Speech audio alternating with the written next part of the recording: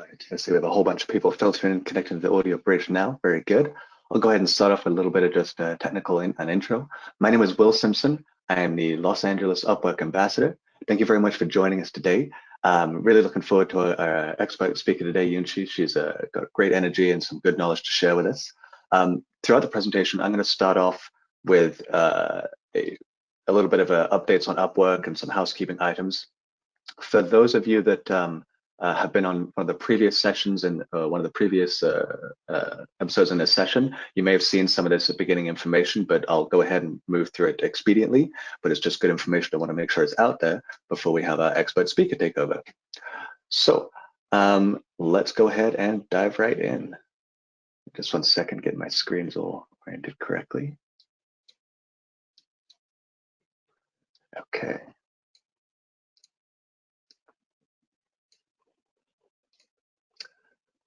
Cool, so let's start and dive into some updates on Upwork. So we know and understand that you are looking for more ways to stand out and you want to have better access to high value opportunities with quality clients. We all do, myself included.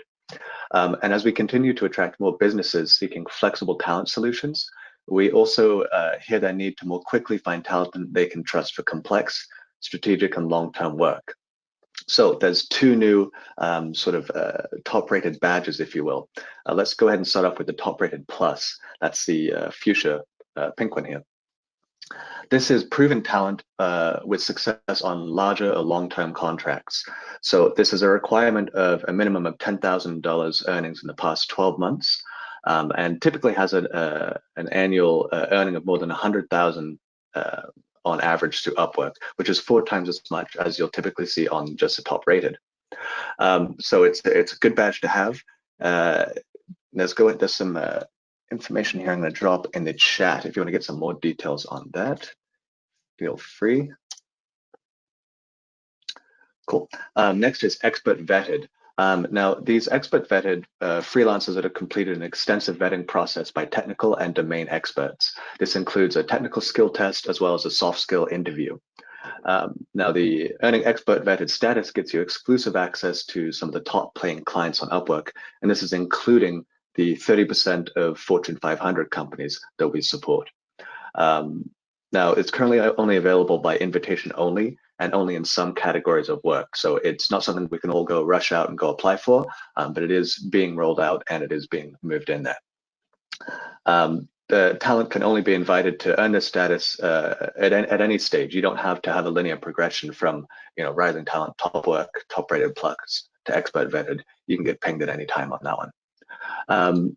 For the rising talent and top rated, we will go ahead and continue to keep these badges and benefits. The expert vetted and top rated plus are not replacing those badges, they're simply adding on to. And when you earn the expert vetted and top rated plus status, your new badge is only visible to Upwork's enterprise and business clients, as well as select plus clients for the top rated plus. All other general clients will see a rising talent or top rated badge if you have one. Okay. Next up. Upwork got Zoom for us. So in order to better communicate with the customers without going against the terms and conditions or terms and service of communicating outside of Upwork prior to having a contract, they've gone ahead and made it such that you can integrate a Zoom meeting directly from your messaging system there. So you go ahead and take advantage of that one. Great feature, super clear messaging program there. So highly recommend that.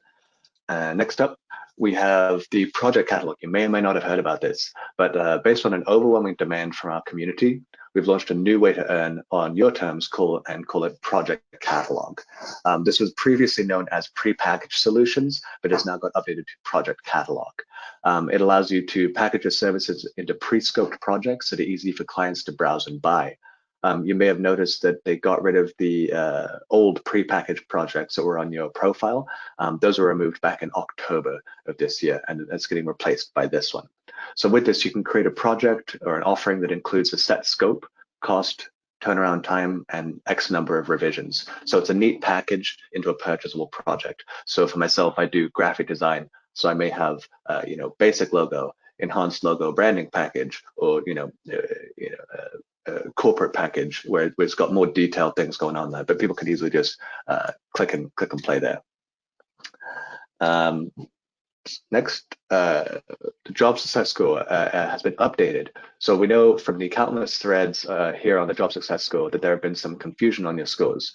And through our customer surveys, user research, and social media, we've heard you express the frustrations and have made updates. So your JSS measures and reflects your Upwork clients' satisfaction with the projects you complete for them. Now, this score is client-driven and fully based on their feedback. Longer-term relationships can boost your score, and feedback from projects with higher earnings have a bigger impact on your score than lower-paying ones. So the basic formula is successful contract outcomes minus negative contract outcomes equals JSS. Sorry, just trying to see the questions here.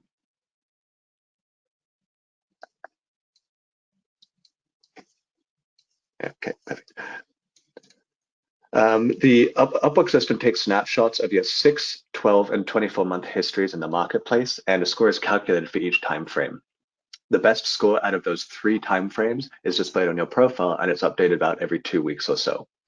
So the new features related to the JSS is they'll be removing the no-feed input on the JSS calculation. So contracts that do not end in feedback will no longer be treated as outcomes at all. Previously, they counted against you.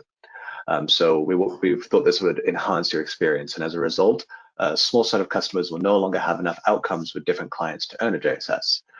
If you have more than 4 recorded job outcomes from at least 2 clients with feedback in the past 24 months, you will still have a job success score. If you have no feedback contracts counting against your JSS, you may notice a boost in your score from this change. And if you do not have at least 4 or more outcomes from at least 2 distinct clients, you'll no longer meet the threshold for a job success score. So there's a lot of stuff going on there. I recommend you go to the community forums to learn a little bit more on those ones. But it's a lot of good information there, important to know. Next, we have the skill certifications. You can add certifications to your profile that you've earned from outside of Upwork, like through schooling or any credential program. And it's a great way to show off your skills and qualifications. There's a list available that you can see in our community forums there. The Upwork skill certifications, though, they currently have 10 skill certifications, and they're in the web and mobile software development, as well as 16 design and creative categories. They're expanding skill certifications to other categories in the future, where they're just starting with what's known and moving out from there. If you're interested in Upwork skill certification, you can submit your interest by filling out a form, and let me go ahead and send that to the chat right now. So if you're interested in taking those certification tests, there you go. For the best chance of being invited in the future, complete the form and achieve and maintain a solid reputation, keeping a complete and up-to-date profile that is not set to private, and maintain an active Upwork account in good standing. So pretty basic stuff there. Next, we have the events page. This is awesome. If you don't already know about this, we do a lot of webinars for Upwork, a lot of for rising talent, new people, as well as veterans on how to write the best proposals, how to ensure that your profile's dialed in real sharp. So we have these available now in a calendar that previously you had to know a specific link. This one is just in the community section here. And I'm going to go ahead and link this page as well. There's recordings of previous webinars that are fantastic for expanding your skills.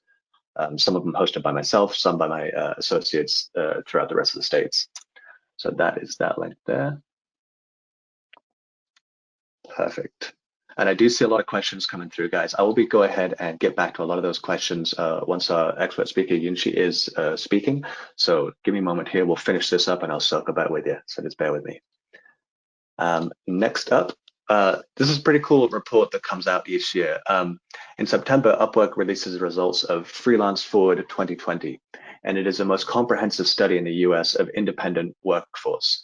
And it found a significant number of Americans freelance this year with the COVID-19 going on, and they contributed $1.2 trillion to the economy. That's huge, guys.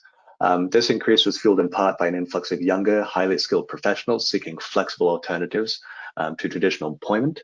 And Upwork's 7th annual study surveyed more than 6,000 US workers over the age of 18 and found that 59 million Americans performed freelance work in the past 12 months, which is 36% of the US workforce, and an increase of 2 million freelancers since 2019, which is pretty cool. Just a few of the key findings that I thought were interesting here. Young adults turning to freelancing for economic opportunity. Among a tough job market for recent college graduates, half of Gen Z workforce, that's 18 to 22, have freelanced in the past year. And of those, more than a third of them have started since COVID just kicked in earlier this year. So it's fascinating. There's some great information here. Let me go ahead and copy that link for you as well. Good resource. Okay, hold on here. Perfect. Send that out. Perfect. Okay. Now, at this time, let's go ahead and get to the meat of the presentation here. I'd like to go ahead and introduce our speaker today. Yunche, she is a fractional CMO with 15 years of demonstrated experience in marketing, strategy, and execution, development of business model and pricing structures, product development and management, diversity inclusion efforts, go-to-market planning, as well as execution, and as well as tracking of ROI on cross-channel digital marketing and offline programs. She has a proven ability to reduce costs, boost sales and marketing productivity, increase revenue, and optimize processes and procedures for operational teams across the board. It is my pleasure to introduce Yunche. Yunche, you want to go ahead and unmute yourself and say hello? Hi, everyone. Perfect. And I'm going to go ahead and make you the presenter here so we can go ahead and see your screen. Awesome. Okay. Of course. I have a complicated Mac, so it's taking a second. Sorry. No problem. There we go. And let's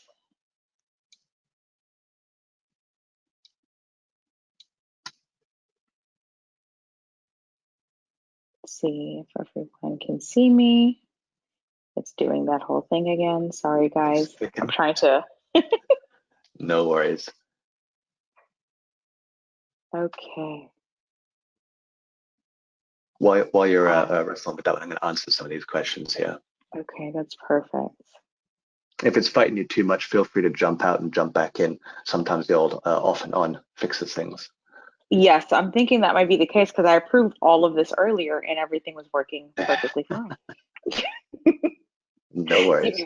Give me one second. I'll be Sure, right back. absolutely. Yeah, no problem. So there's a good question here. When someone is brand new to Upwork as a freelancer, what is the best way to find out the top requested skills by clients on the platform? That would actually be that freelance forward link that I sent. That would be a good place to start, but I'd also check the community forums. So for those that are not familiar, when you go to Upwork, let me get it up on my side.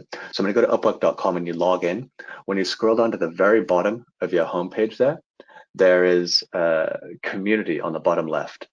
And there is also another good one, the second column there, help and support. Those are two sections where there's just an immense amount of indexed information that you can easily search and find not only information from Upwork directly in the answers to these questions, but also from your fellow freelancers on the platform. Great question. So someone was asking, where can I find my job success score? So great question. In Upwork, when you go ahead and on your job feed, you can click on your profile on sort of the right-hand panel just below your profile image. If you view your profile, you should see your job success score on the top left. And there is another good place. Yeah, you can go under find work. You can go to profile immediately as well. Let's see what other questions I can get to while we're waiting here.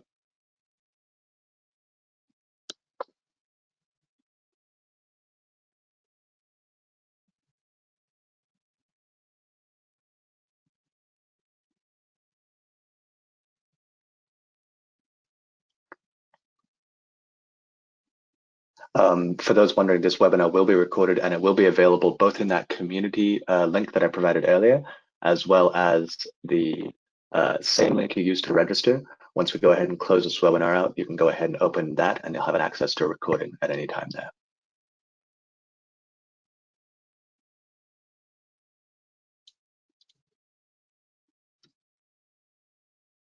So a lot of people are saying, what if you've been on Upwork for a while and then during COVID with the spike in new people on the platform, they're having difficulty finding. Oh, there we go. Can you hear us? Yes, I can hear you. Can Perfect. everyone hear I can me? see you too. Awesome. Yeah, absolutely. So let me go ahead, and if you go ahead and share your screen there, and make you the presenter. Perfect. It should ask you now. Let's see if we can get that. Show my screen. Perfect. Awesome. Absolutely. Fantastic. So I'm going to go ahead and mute myself. I'll go ahead, everyone, I'll be in the background answering questions and saving some for the Q&A at the end, but I'm going to go ahead and mute and hand it over to Yunche. Awesome. Thank you guys so much for joining this presentation. It's kind of surreal, I have to say, presenting about work-life balance, mainly because it has taken me a really, really long time to even remotely idealize what work-life balance looks like for me. It's still something that's a work in progress, and I think that anyone who has been freelancing, a solopreneur, an entrepreneur can tell you that it's an ever evolving process. So I kind of want to share with you, some of my journey, things that I've learned along the way, and maybe some best practices to kind of help you get there as a freelancer as well.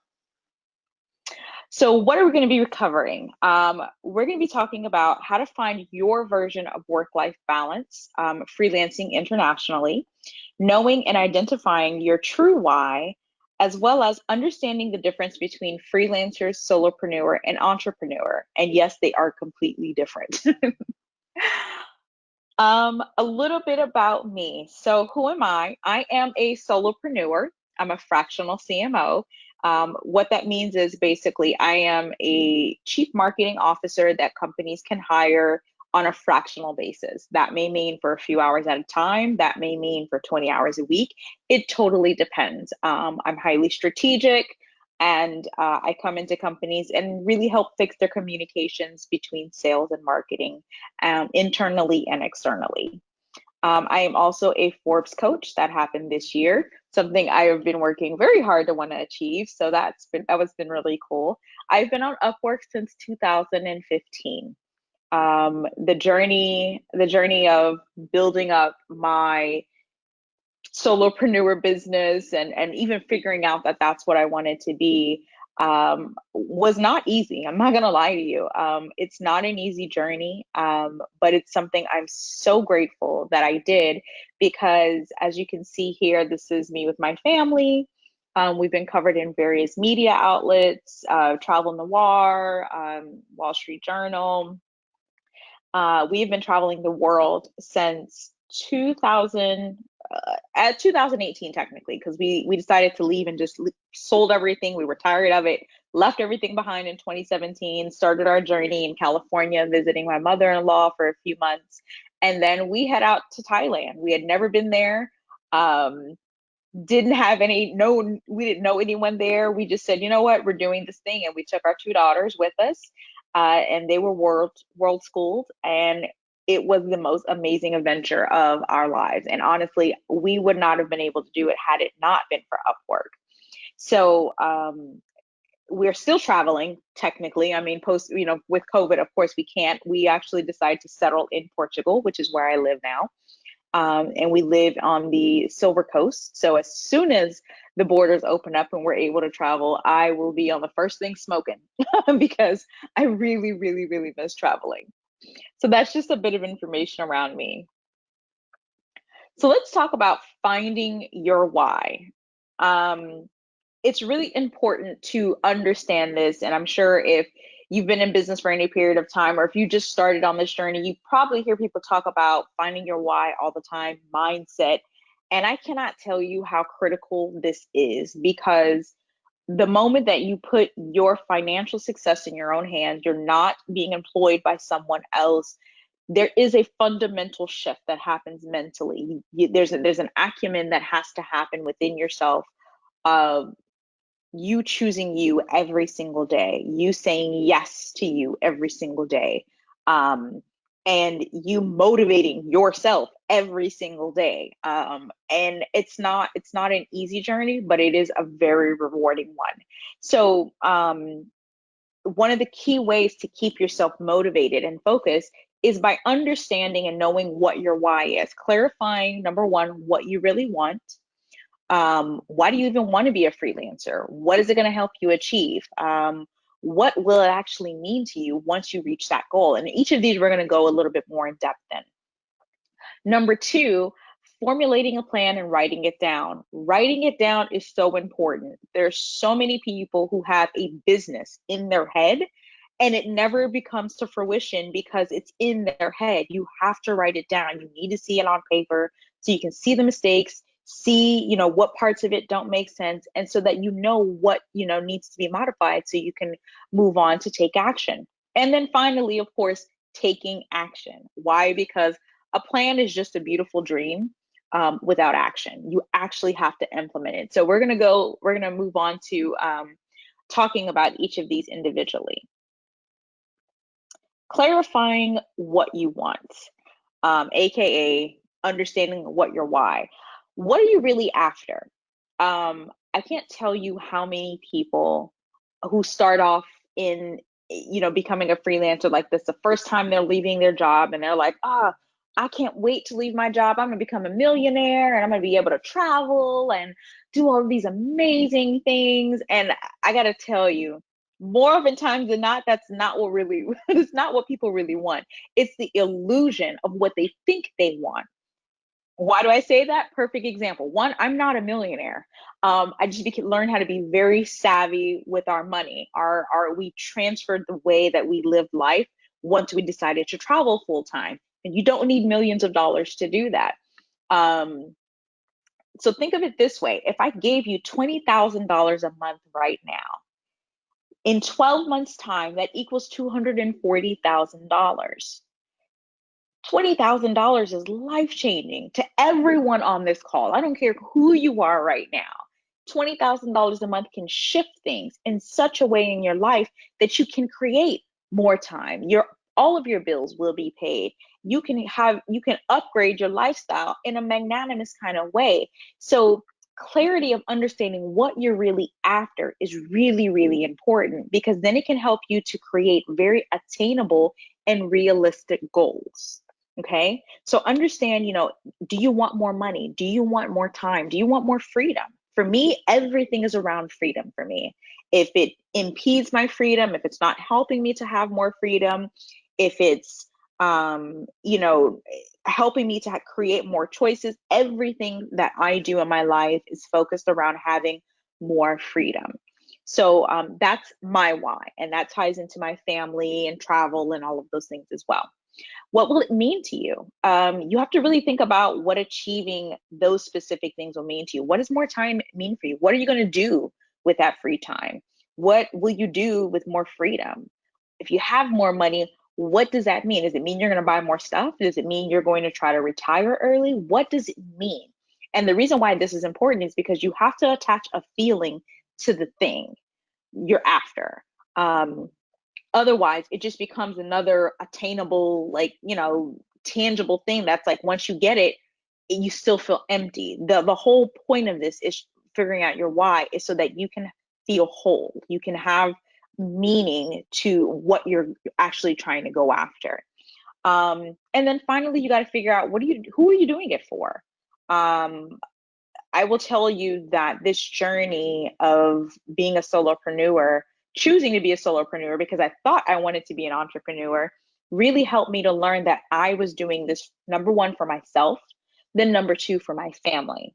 And we'll get into why me first versus my family first shortly, when we talk about self-care. Because a lot of times we're programmed to do things for society. We're programmed to do things because this is what they taught us to do. You got to go to school to get the job, to go, or, to get the money in the house with the white picket fence and all of these things. And COVID especially has taught us we have to deprogram from all of that, because none of that meant anything once COVID hit. Once the world stopped, everything changed. Needs change, business, supply chains, all of it changed. So you have to hold true to Who are you doing this thing in your life for? And that will always be your North Star, okay? Moving on to formulating a plan and writing it down. So when you're first starting to freelance, or if you're, already doing so, you got to figure out, what do I do really, really well?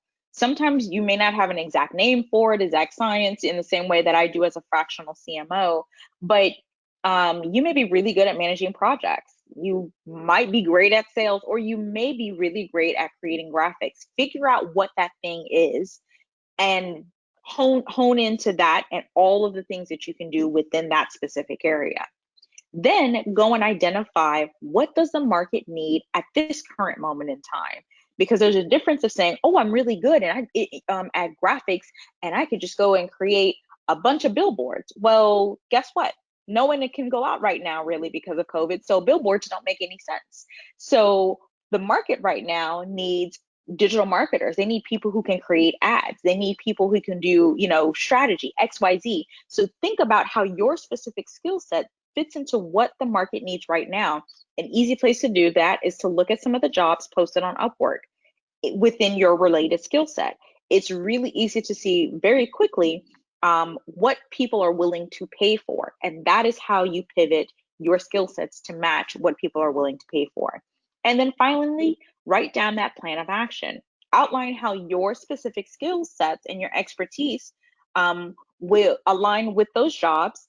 And then also think about how you're going to expand those skill sets, because you're a great project manager right now, but maybe having a certification attached to project management will allow you to raise your prices. Being a graphic designer right now is really cool, but what if you learned how to design websites? So think of all of the different things you can do to grow your income and increase your skill set so that you can have a secure income as you continue to grow. Okay? Then take action. Taking action is highly talked about, but so very underrated, because it feels like it's something that you should just know to do. It's like, oh yeah, I want to own a business, or I want to, be a freelancer. So I have to do the thing. I've got to actually, do that daily. Consistency is very hard to do, especially if you've never worked from home, especially if you're tired of working from home, especially with COVID. Um, Being consistent, having that plan where you can be consistent and follow it is very, very critical, because I promise you there are going to be days where you feel like, you know what, I'm not getting out of bed today. I'm just not doing the thing. Or you may just be discouraged because you put in a bunch of proposals and people aren't responding to you. You have to be consistent. Stay focused on the plan. Figure out, the reasons why the thing you're doing isn't working. Pivot and move forward. Taking action, even if it's imperfect, it's still action. It's going to help move you along the way. Okay. So there's three different types of workers. There's a freelancer, the solopreneur, and the entrepreneur. The freelancer is typically the people who are just starting out. They've got some skill sets and they're going from gig to gig, just kind of wanting to sell those specific skill sets. The solopreneur is someone who's building a brand around those specific skill sets and then promoting them. Sometimes they'll bring in help from time to time to work on projects, but it's a very flexible type of arrangement. And then an entrepreneur is the whole shebang. This is where you're building a business with various teams, payroll, focused on growth, expanding just beyond skill sets. So we're going to dive deeper just a bit into each of these so you can understand them better. So as a freelancer, it's just you, your laptop, and your skills. You can pretty much work from anywhere. Sometimes this freelancer works from project to project, or they're a contractor long term. I've seen this quite a bit in government, sometimes working from like really, really big corporations, and they just happen to be contractors for years and years on end. This allows you to be the most flexible in your skill sets and your offerings, because it's just you. If you decide, you know what, maybe you're in an accounting and you're super sick of accounting. after 10 years of it. You can kind of just make the pivot and switch once you've learned that new skill set and then start offering something new. It allows you to kind of ghost one thing that you've done before and kind of pivot into another without a brand or anything else attached.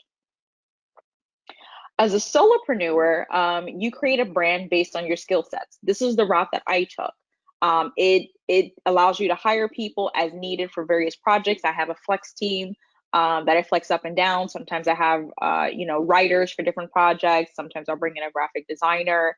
I have an assistant who helps manage some of my social media and things of that nature. So it's a very flexible kind of arrangement. It really allows you to live between the flexibility of being a freelancer and right in between being an entrepreneur without all of the heavy responsibility. Now, once you decide to be an entrepreneur, it's a very different ballgame here. This is no longer about skill sets. This is about building solutions to solve very specific problems, and you always have to be innovating. Here is where you're talking about having various teams. You've got payroll, you've got legal, you've got HR, you have the whole gamut, because the idea here is either to grow a company into having, into 7, 10 figures, whatever the case may be, or to prime it to be sold, which is what a lot of startups, really, really aim for. Here is when you become a CEO. You're not only responsible for the product, but you're now responsible for people's livelihoods. So I explain this because I want you guys to understand there's tons of people who will just leverage the word, oh, I'm an entrepreneur and I'm an entrepreneur.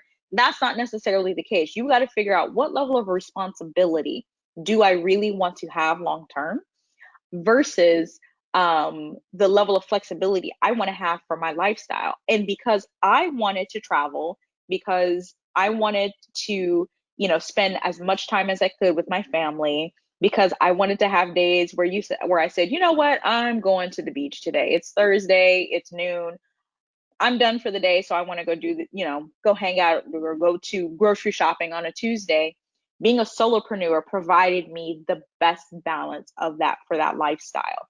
I knew that being an entrepreneur, I would have to sacrifice a lot more. And that was just a choice that would work best for me. So think about that as you're moving and building, whatever lane in life that you want and trying to create your work-life balance.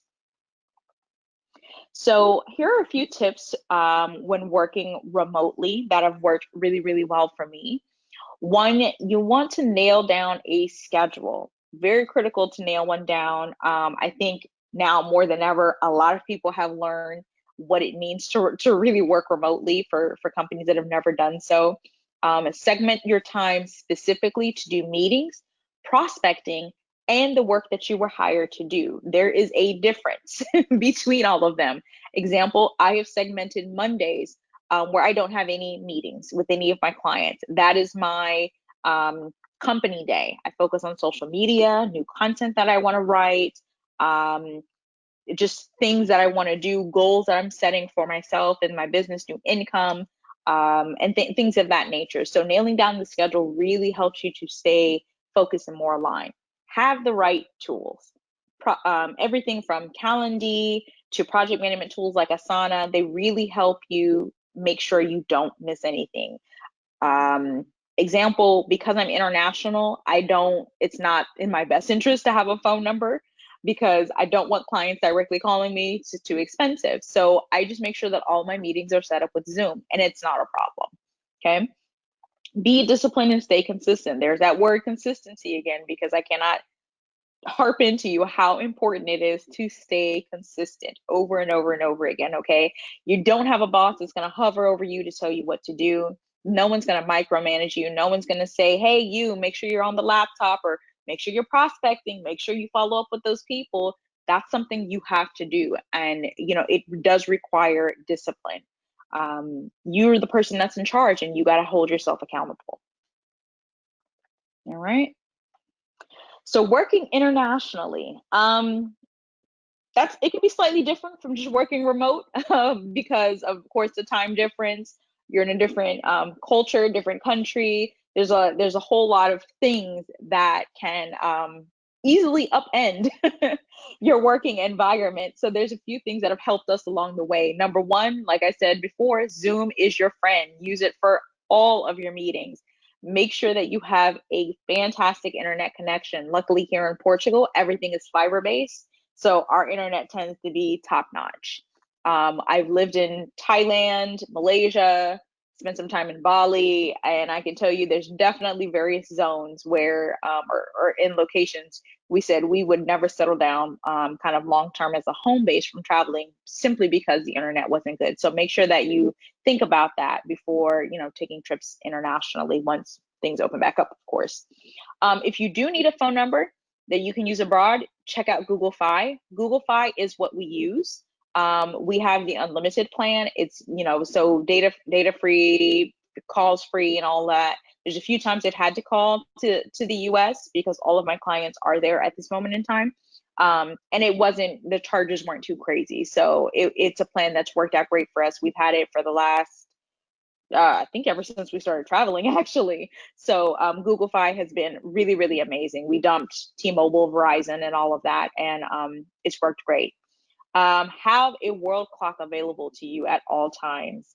When you are 10 hours, 12 hours ahead of someone, or, you know, even as simple as 6 hours, which right now I am for some of my clients in the States, the world clock means everything. I've gone as far as created a chart that outlines the times that it is for me locally, and then the times for EST, CST, PST, so on and so forth. So when someone in California says, oh, can you meet at 10 a.m. my time? I can quickly identify and say, oh, no, that's like 10 o'clock my time, you know, my time, that's not going to work, or whatever the case may be. So you kind of create your little tricks to help you navigate that world easier. And it also makes it easy, you know, when making your clients feel more comfortable, because it shows that you have them top of mind while they're also being mindful of the fact that you're in another country. But if they want your skill sets, it's not, you know, you want to bridge the gap, make it easy for them. Be willing to work a little later or earlier. That's one of the gives. With me living in another country or choosing to travel, sometimes I do have to work a little later. Right now for me, it's 7:37 p.m. I'm on a call with you guys. Sometimes I'm on a meeting until 9 o'clock at night, my time. But then guess what? I'm up in the morning and I don't have any calls until maybe 2 p.m. in the afternoon. So I can enjoy breakfast with the family. We can go grocery shopping in the morning, help my kids out with a few things, and then, you know, I'll work from maybe 2 to 7 or maybe just 2 to 6. It's a give and take. So you just have, it just depends on, you know, what is it that you want most. Um, be honest with your clients about where you are. This is a big one. I've had quite a few people ask me that the questions of, you know, oh, I'm so nervous. I want to move, but I don't want to tell my employer where I am. Look, if you are really good at what you do, and this kind of comes with the tips of, you know, really selling yourself and making sure that they feel good about who you are, your client's not going to have a problem with that. And that's also part of the work-life balance. If leaving or traveling or, you know, being somewhere international means something for you, it really helps your work-life balance, and your client is not willing to budge, you may need to find a new client. I've learned that, you know, there's times where I just had to say no to a client where, no, I'm not compromising that. I'm going to be here. Or, oh, you know, would you come back to the States? No, I won't, because I enjoy, my peace of mind is priceless. So, you know, you got to figure out what works best for you, and just be honest. Being, you know, honesty is really the best policy when it comes to working internationally. And of course, most of all, have fun. You're, the whole reason you're doing this is so that you can live a better life, live a life more on your terms. Enjoy the atmosphere, you know. So what, you got to work a little late, wake up early in the morning, go to that cafe, you know, experience a show wherever you are. Life is what we make of it. And I don't regret at all leaving and traveling and working internationally. It's one of the best things that we've ever done. And travel is a full part of our life now. And finally, the secret to work-life balance. Um, I won't say that there's a singular secret. I don't think that there is. I think it's a combination of things that really do work best for you. But these are some things that I have learned along my journey, and I'm still learning because I'm a student of life. And I think it's really important to share and for each of you to embody. Make self-care time sacred. This I had to make number one because it's the one that I still struggle with, because I'm always doing, I'm always moving, I'm always, trying to do the work, and then once I'm done with the work, I'm trying to do the family thing, and then trying to do the wife thing, and sometimes I forget about me. I forget about the time that I need to just decompress and just be and just exist in my own space. And my husband, thankfully, is constantly reminding me of that. So your self-care is critical, because guess what? If you're not healthy, if you're not well, if you're not balanced, your work will suffer, and this will be all for naught. So take care of yourself physically, emotionally, spiritually, all of those things, mentally, so that you can enjoy what it is that you're creating. Stay very focused on your why. And it kind of ties into not being distracted by other people's success, um, because as long as you're focused on your why, you are going to it's always going to feel rewarding. It's always going to feel like you're however long it takes, every little step is going to feel good to you because you found a new purpose, you found a new reason for being. Staying focused on that helps you feel good about the life, the time, the energy, every book you're reading, everything that you're doing. um Not getting distracted by other people's success is a big one. Instagram, Facebook, Twitter, what have you, out here thinking that, I mean, people are just living their absolute best life at all times. I mean, come on, we see it with weight loss, with the way people work out, the way their skin looks. I mean, just all of this crazy stuff. And that's not reality. And oftentimes people are not displaying the reality of their life on social media. So don't get distracted by that. Be focused, and stay focused on what it is that you are trying to achieve, and understand that, unfortunately, we live in a reality where people will pretend and pose for their viewers, for their followers, because they have something to upkeep. That's not what you're in this for. So focus on what you're doing, and your why, which is, why having that why is so critical, so that you don't get distracted by the next shining object. Take your time, don't rush. uh this is still what I'm working on, believe it or not, because I'm not perfect. And taking your time, feeling like I'm one that I'm very aggressive with my goals, very type A personality. I set a goal, I like to go, go, go, go, work to do everything I can to achieve it. And I'm like, oh, why is this not happening faster? I've had to learn to slow down, because that ties back into my self-care. If I'm overly stressed, my cortisol levels are shooting up. Guess what? I can't think right. I'm unbalanced. My work begins to suffer. This all ties into one another, people. It is so critical to finding the balance in life. um, Enjoy the journey that you're on. You made a choice that a lot of people didn't make. I think Will talked about a number of something like 36% of the population, freelance last year. That's huge. But guess what? There's a whole 60 other something percent, 50 something other percent of people that aren't doing this. You're still in the minority of people who are choosing to live this life. So, take your time with it, enjoy it, give yourself grace. This isn't a race, this is a marathon. um, Enjoy, what you're trying to create, because once you get there, once you achieve that thing, I mean, it's really going to feel amazing. And you don't have to compete with anyone but yourself. And then, finally, what works for you. I've given you a lot of tips, a lot of advice, a lot of insight into what I've done. But at the end of the day, it comes down to what works best for you. So find out what that is.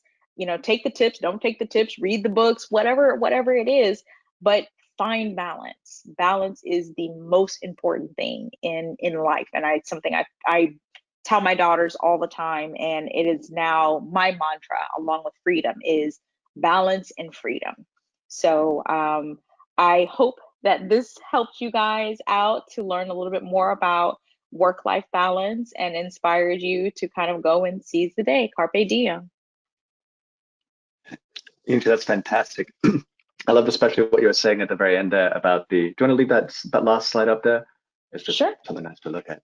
On the previous slide, you said you were talking about like Instagram, not comparing yourself and letting other people's perception or what they're letting you see as success stand in your way. That's a big one, especially as you get connected with your community more. And some people will make it seem like they're winning all the jobs, they bought a new car, everything's going great, and you take it all with a grain of salt. And everyone's hustling, everyone's just working hard.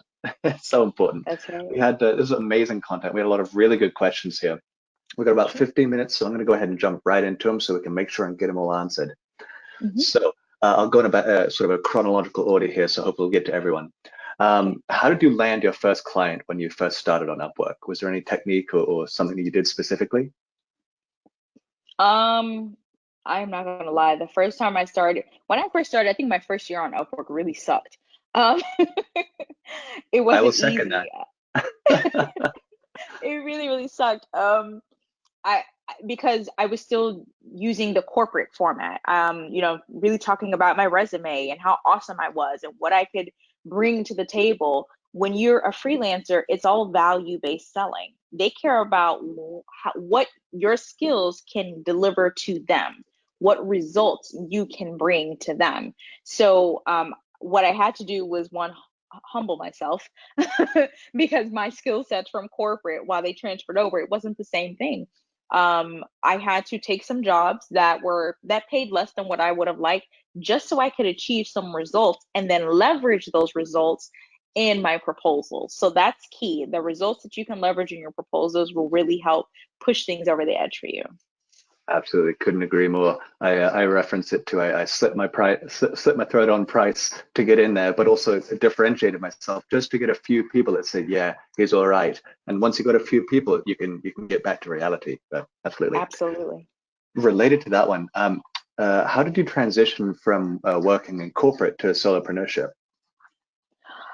I was kind of thrust into it because I'm not sure if any of you have read or seen any of the videos I posted or seen the articles, but when I was pregnant with my second daughter, 5 months pregnant, I suffered a mock stroke due to stress with work. And I didn't know what it was. When they rushed me to the hospital, she stopped moving. I thought I lost her. And my neurologist said, basically, look, whatever you're doing, you need to stop, because the next time that this happens, it's going to be the real thing. I wasn't even 30 yet. So I knew something had to change. So it was like, okay, I can keep doing this thing and possibly die, or figure out something new. So of course, all I knew was entrepreneurship. So I was like, all right, well, let me go see what that looked like. And that was MLM and freelancing on Upwork and, everything that had anything to do with being my own boss. And as time went on, I realized really quickly I didn't like any of that. And so I figured that I really wanted to be a solopreneur. I needed the balance, and I didn't want to run some big corporation. Right. I think a lot of people will find truth in the fact that necessity is a mother of invention.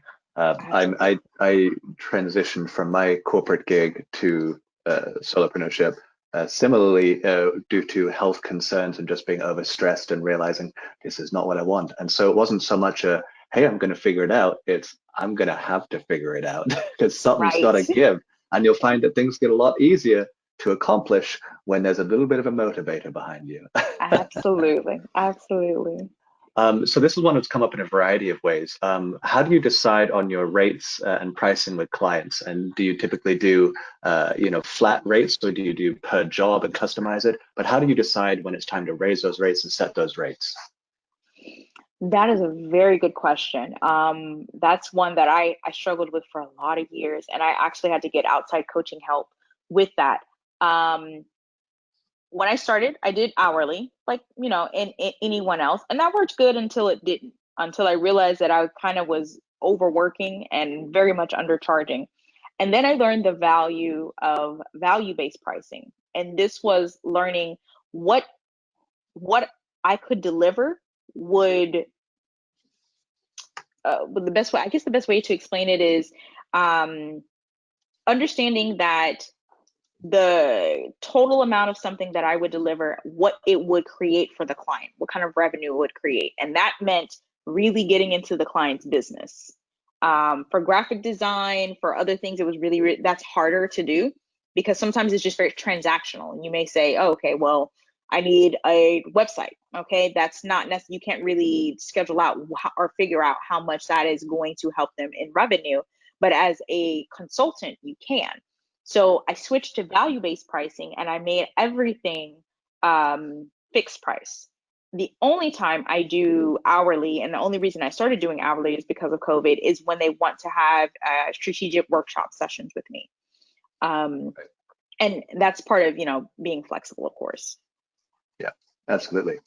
I found a similar thing in mine. I started hourly, then moved more to fixed rate where I can. But honestly, a lot of my clients I've started as hourly and then moved to fixed rate.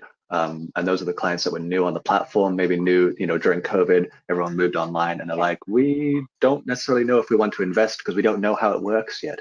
So don't be afraid of starting one place and moving to another. Absolutely. So this is a good one here. How do you decide how much time to spend prospecting versus working on your business versus doing a client's work? So how do you make sure that everything else doesn't fall off to the side in favor of just doing the client's work that pays the bill? This is another one that took some time because I found out really quickly I was working so hard and so much in a specific client that once I was done with the project, I had to go and prospect really hard again. So what I learned to do was, part of creating the balance, is make sure that I was always having enough clients in the pipeline. So I don't take on more than 4 to 5 clients at a time. Right now, I have a total of 3 clients. That is kind of a lot for me right now, just because of the balance that I want in life. So I just make sure that I'm always working prospecting into everything that I'm doing. I have to prospect weekly. It has to happen, whether that's just pushing out content, messaging people, connecting with people, because I know that my my timeline of having clients typically is every 90 days as of now due to COVID. So keep the pipeline full, make it a part of your consistent efforts. Always fill out things on Upwork and make a waiting list. A waiting list is very helpful. Let clients know, guess what, I'm full for now. That creates FOMO. Absolutely. That's a great idea. Never thought to do a waiting list before. I like that. Nice. Okay. So this was something that you brought up in how you said you have I think you called it a flex staff. Is that right? Yep. Okay. And I love that. I love your terminology. And so the question here for a lot of us that are, maybe top rated plus, and we've sort of realized our maximum clients that we can handle in a given time, but we kind of want to expand. We don't know if we really want to become an agency. So in that sort of situation, any recommendations on how they can find an assistant on Upwork or find additional people on Upwork to help supplement and expand their business when needed? Yeah, absolutely. So the key is, number one, figuring out what you need those people for. I learned through some coaching that I needed to outsource 80% of what I do. 20% should only belong to me. And that's the 20% that was like my secret sauce, something that no one else could do. But when it came to like social media posts, graphic design work that maybe a client needed, because of course it's related to marketing, research, things of that nature that was really taking up my time, outsource all of that kind of stuff. Because the core things that are needed that they're hiring you for is really just that 20%. That's that secret sauce that you really can't replicate. You really can't teach anyone else because that's your expertise. So identify first what are those core things that are needed, and then source them accordingly. Be mindful of the budget as well, because as you take on these clients and you want to expand, you're going to need to increase your prices to compensate for the people that you need to pay. So those are some things to really be mindful of. Yeah, absolutely. Let's see here. Are there specific organizational tools that you have found that you leverage that are just like, hey, I couldn't do my business if I didn't have my XYZ account? Asana. I love Asana for project management. That has been very, very huge for tracking. I like to be highly organized. Calendly. Oh my God, my calendar would be out of control had it not been for Calendly. When people want to schedule meetings, I have it where it's automated, sets up a Zoom meeting and everything is interconnected. That's huge. That is a great program. I love that. It's amazing. Um, Canva. Canva is everything. I don't care what business you're in. If you are showcasing yourself as a freelancer, entrepreneur, solopreneur, Canva. This whole presentation was created in Canva. Everything I do in social media, oftentimes infographics, or just when I'm needing to explain a roadmap or a customer buyer's journey to a client, I do it all in Canva. Nice. Got a good one that come in here. I wanted to dive into, but we have a couple minutes left here. When you're in the place in your freelancing to start outsourcing for the reason of work-life balance, do you have any tips for finally letting that grip go and putting trust in your flex team? Ooh, Tough one, huh? that is part of the control of letting go. This is where you go back to your why. You got to go back and kind of really figure out, why am I doing this? And give grace. You got to think about when you first started and how much you messed up, and understand that no one is going to be you. No one's going to do things the way that you do. They're only here to fulfill a very small portion of your business. And you got to allow them to effectively to be able to do that and make mistakes along the way. Give them grace to be able to make those mistakes. And as long as they're not so dire where they like really impact your brand and everything that you're doing, I mean, it's really going to be fine. There's no one is going to be able to do the things that you do exactly. So just give grace, focus on your why, and find some self-care time. Yeah, I like that, giving grace, because think about when you were new on a project, especially a long-term project, there's growing pains. People don't know what's in your head. And even though it's obvious to you to do X, Y, Z, everyone has a different way of doing it. And I think also what I've done in my efforts to do this, not nearly as well executed as yours, but on a microcosm level, is that I've sourced my flex talent by, in my slower times, like right now it's sort of slow during the holidays, I turn things down a bit and chill with the family. I take this time to go ahead and hire people as redundancies on projects that I'm doing, small projects. So I do graphic design, like a logo comes through. I'm going to do the logo, I'm going to send it to them, but I may try and find another designer who has a similar skill set, and I hire them to do the same project. And then I do it when I don't need them to deliver the work. Right. And then from there, there's no issue in the learning curves. I'm not missing a deadline with a client. But paying a little bit of money to find the right talent is really helpful when you're in a crunch and suddenly you need to rely on someone. Absolutely. So, absolutely. good question here. Is it worth having a website as a freelancer, or simply relying on Upwork and LinkedIn profiles? Believe it or not, I've known people who have had no website and easily pull in 7 figures a year. And they built everything on relationships, and their LinkedIn profile. Believe it or not, handshake deals still work. Talking to people directly in inboxes still work. So I'm a huge proponent of having a website just to be able to showcase skill sets and portfolios and things of that nature. But things are changing, man. The marketing and the world has been upended in the last 6 months alone. So you definitely can make it and be perfectly fine with an Upwork profile and LinkedIn profile alone.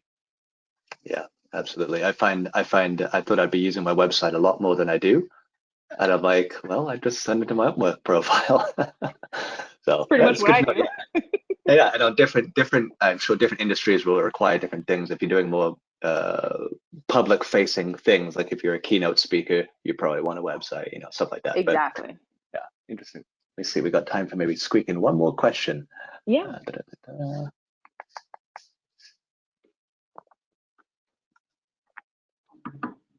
Why did you choose digital marketing to launch your solopreneur success? Because marketing was what I was in. I was a self-taught designer, self-taught how to, do websites, but marketing was the area that I came from. I grew up in the tech industry. So it felt like the thing that made the most sense. Now I had to teach myself throughout time how to be more strategic, taking on projects, learning the right, tools, right journey, people, those are some intangibles that you just really learn along the way. And that happens through experience. And as I've gone on, I learned to hone my skill set. And that's when I became niche and said, okay, now it's time to become a fractional CMO, because this goes beyond just digital. This is highly strategic, organizational. And that's what allowed me to go from just charging hourly to saying, okay, well, now I can charge upwards of, 5-6 figures, whatever the case may be. Yeah, absolutely. Guys, if we didn't get to your questions, I apologize. We are out of time here. I want to thank you again. That was a fantastic presentation. I think something that we'll want to learn more about, especially as we're all huddled down in quarantine time and thinking about wanting to travel and still be successful. So I really appreciate you taking the time to share your education with us. I think everyone, you'll see through the questions here, had a great time. For those that were curious, you can see a recording of this webinar and all Yunche's great information she went through using the same link that you registered with. Go ahead and click that link. Once we close it out, you'll be able to go ahead and view this, and also on the events page, community events page. So everyone, thank you so much. Have a great week. Bye.